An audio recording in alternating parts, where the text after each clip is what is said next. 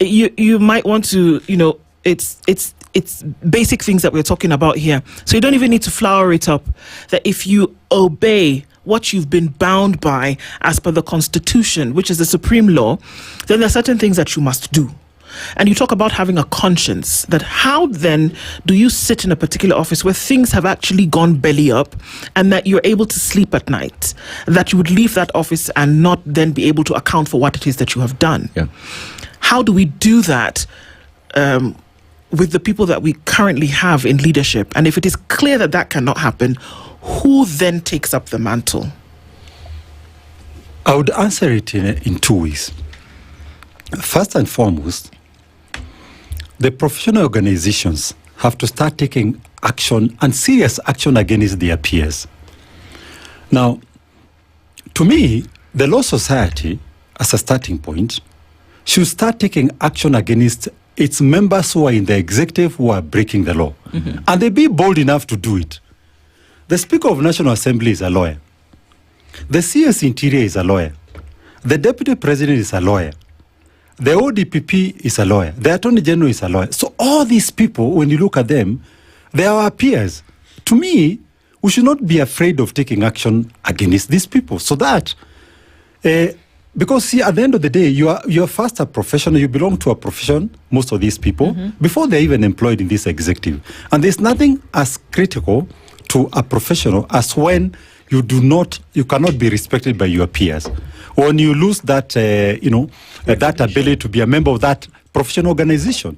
If it's doctors, the same thing. They should be able to do the same thing. If you're a surveyor, they should also take action. If you're whatever profession that you belong to, because most of these people, one way or the other, they belong to a profession. Mm-hmm.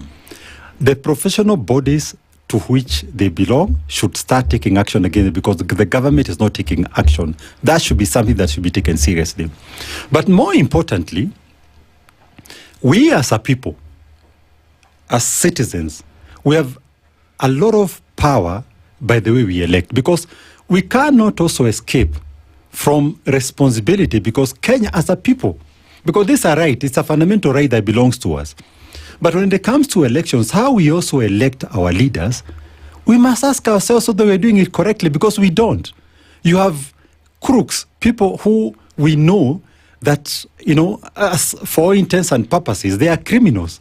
Even in as much as they may not have been convicted, but we all know that these people have terrible records in terms of when it comes to governance, in terms of accountability, and all that. And yet we go ahead and give them that power.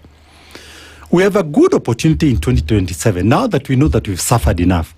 We've suffered, and anybody who will say that we've not suffered as a people, then they are living in another planet. Mm-hmm. We should be able to exercise our power correctly, how we elect our leaders, and making sure that whether it's an MCA, whether it's a member of parliament, whether it's a senator, whether it's a governor, whether it's a woman's rep, and whether even the president, because even if you elect correctly below here, but you elect a rogue president, you still have a problem. So you must do that correctly. Then, people who know that they are good and they are capable of rendering a good service to our country, let's not shy away from joining politics. Mm-hmm. Because there's this tendency of many people saying that politics is dirty. It doesn't have to be dirty. There are many who say that I do not want to dirty my hands. I don't want to get into it because it's problematic. Then we allow crooks to be the ones to get into these positions, and they're the ones who are elected. We shouldn't have a situation whereby that people are told to choose between who is a lesser evil out of these two evils. Why don't we just have the right people in the first place? When you look at the statistics of the last elections, you see that the number of the people who elected the winning candidate for the presidency was 7-point-something million people. Yes. The ones who did not vote were 8 million, which means that the people who opted not to go and vote were more than the ones who actually voted for the winning candidate. Yeah. But if you research and you check why did these people not vote, it's because they just felt that I'm being given two bad options, so why go and vote? And we run the risk also even in 2027, if you don't have the right candidate, of having the same problem where people will say, we have a rogue president, we have an opposition which is also not providing us with a better candidate, it is better just not to vote. But now, that is not a solution. So that's why it's critically important that we have good candidates. Let people not have an option. Let's not give the public an option of saying that you don't have good candidates, and that's why I'm opting to stay away. Let people get there, because if you don't get involved in politics, you choose that I don't want to delve into politics. Politics will find you where you are. It's everything. It will find you where you are because you'll have bad healthcare system, bad education system, the transport system that is not working, economy that is not working, you are being impoverished. So you still suffer one way or the other. So why not do something in the first place? And Okili, I mean,